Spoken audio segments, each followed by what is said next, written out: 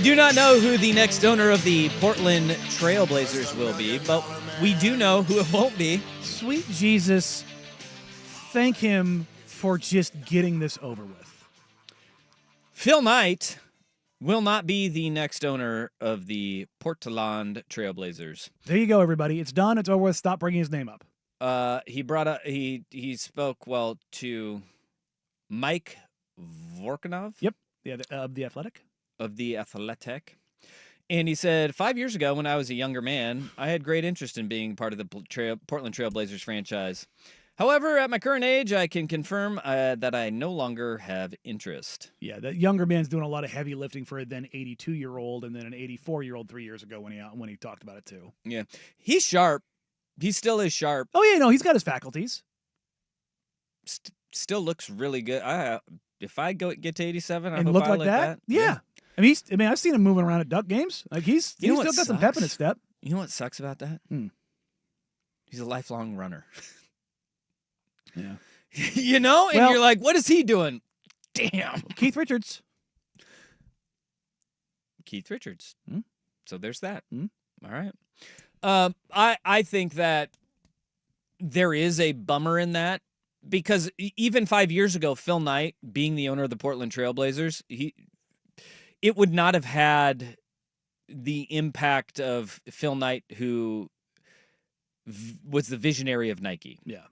Because he was so hands-on with everything that he did in building Nike up that you wouldn't be able to get that from even, as he says, a younger man 5 years ago at 82. Just the energy that it takes to do that, not possible. What I think I would have appreciated at any level 5 years ago or now is that Phil Knight would have bought that team with the intentions that it never leaves this damn city or this state ever, full stop.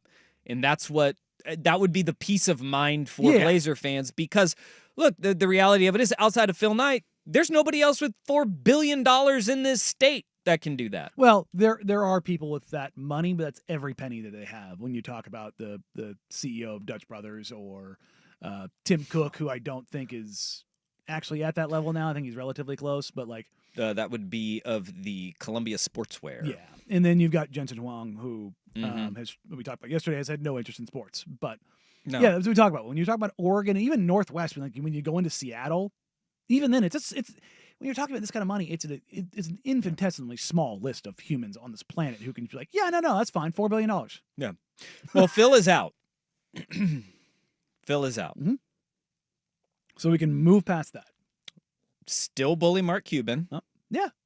Just say sell your stake in the Mavs. Yeah. Come up here.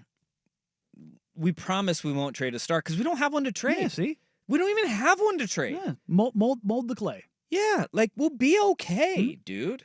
Like you don't have to worry about it. Like we won't trade Luka.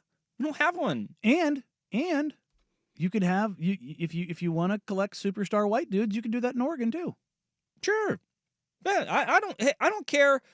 I don't care what they look like. I don't either, but apparently it's just give me any superstar. Dirk, Luka, Flag. Yeah, I don't care. Nash. I have zero care. Just give me a superstar. That's all I want. That's all I want. That franchise going from one to another all is I want. super frustrating. Yeah. Well, the NBA is not rigged.